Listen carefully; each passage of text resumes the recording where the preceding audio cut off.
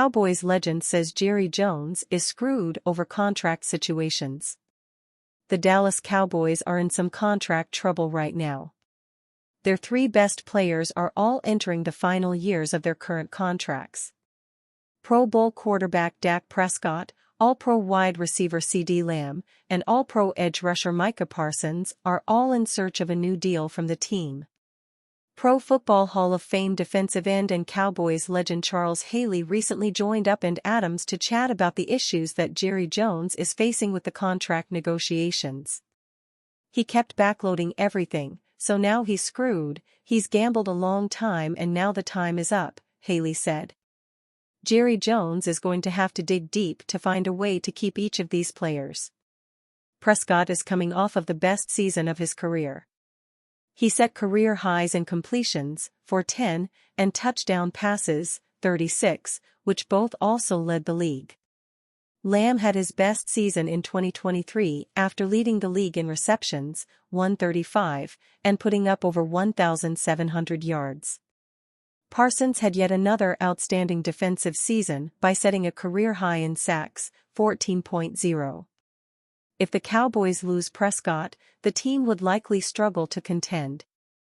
Jones also has to figure out how much he can pay both Lamb and Parsons to keep them in the fold. Losing them would be a fatal blow to the team's Super Bowl hopes as well. Cowboys sleepers that need a big training camp to see the field in 2024. Training camp for the Dallas Cowboys may prove pivotal for several players fighting for roster spots.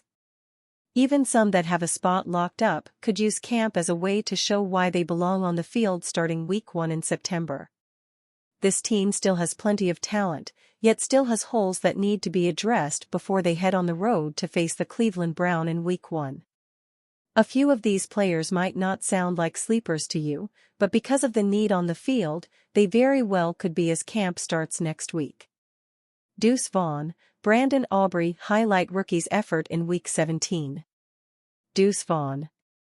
Deuce Vaughn was the story of the 2023 draft, getting the call from his father asking if he wanted to come to work with him as a Dallas Cowboy.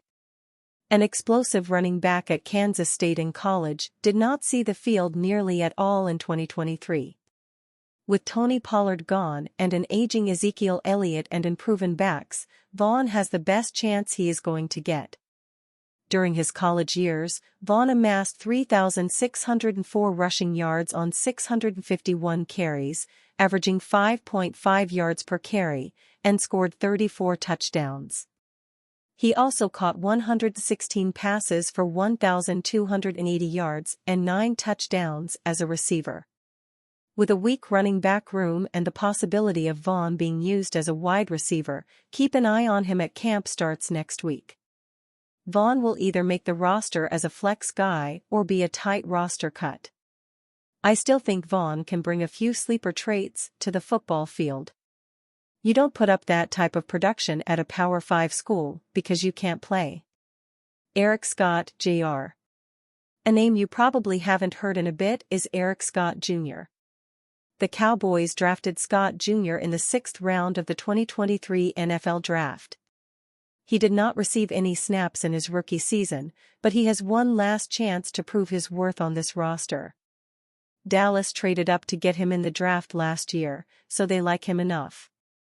Still, with the Cowboys signing Gareon Conley and the return of Trayvon Diggs, Scott will have to show significant improvement to crack the Cowboys roster.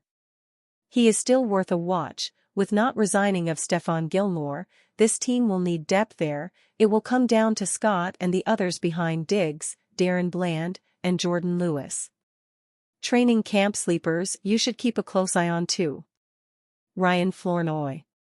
In his 2 years with Southeast Missouri State, Flournoy was their best player on offense, totaling 1,823 yards and 13 touchdowns while averaging 15.4 yards per reception.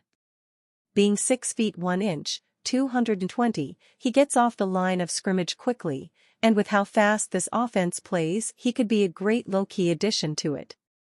CeeDee Lamb, Brandon Cooks, and Jalen Tolbert. Those are the top 3. After that, it is anyone's game to see the field.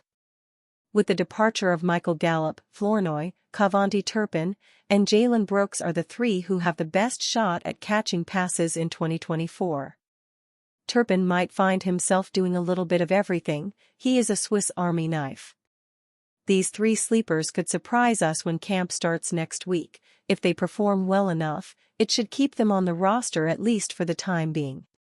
The first thing this team should do is make sure CeeDee Lamb gets a new contract and he is here before the season starts. If not, these guys may really be needed.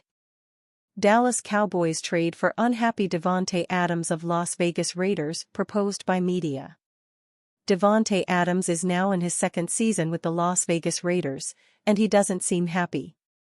Would a trade to the Dallas Cowboys put a smile on everyone's face? Frisco, the Las Vegas Raiders can't win in the clutch. The Dallas Cowboys can't score in the red zone. A trade for Davante Adams is a match made in NFL heaven, right? Adams is obviously displeased with the direction of a Raiders team that cannot find a winning formula. As the All-Pro receiver begins his second season in Vegas, he's already growing impatient. "I don't got time to wait around," Adams said following the Raiders' 23-18 loss to the Pittsburgh Steelers on Sunday night as the club dropped to 1-2. Cowboys CeeDee Lamb, Raiders Davante Adams. Meanwhile, the Cowboys are 2-1, and overall seem to be heading in the right direction, except that an offense accustomed to being top-ranked when it comes to red zone trips and success, number 1 in 2022, is now ranked number 27 in the league when it comes to converting trips into TDs. One solid solution in Dallas? "Let me touch the rock," said Cowboys standout CeeDee Lamb, who hasn't yet really been used in the red zone. And maybe this should end there. Lamb is 24, and on the horizon is a payday that should put him above $20 million APY in a new contract. In a salary cap time, that seems more wise than acquiring Adams, who is 30 and who already makes, on paper, $28 million APY. Sidebar: his cap numbers in 2024, 25 and 26, respectively, are $25 million, $44 million, and $44 million. Nevertheless, the Cowboys are being mentioned by media outlets as a team that should chase Adams in trade. Our view? We see the Vegas problem. Las Vegas went just 6-11 last year, and as the Raiders seem ready to travel the same path, Adams could ultimately try to force the Raiders to move him to a contender before the October 31st NFL trade deadline. And maybe Vegas, recognizing it needs to rebuild, will do so. But we're betting the Cowboys front office's view of Dallas' red zone problem is this: let's not throw money at it, in the form of Adams' massive contract, let's throw the football at it, with Lamb on the receiving end. Adams teaming with Lamb is a sexy idea. But these sort of proposals usually ignore the cap implications. Two $20 million wideouts creates what most experts would term a cap imbalance, and also ignore the trade cost. What did Vegas give the Green Bay Packers in the trade for Adams? A first-round and a second-round pick. What would Vegas want if the Raiders were to flip him? Logic says something akin to that. And logic therefore says that Dallas' passing game solution is already employed by the Cowboys in the form of CeeDee Lamb.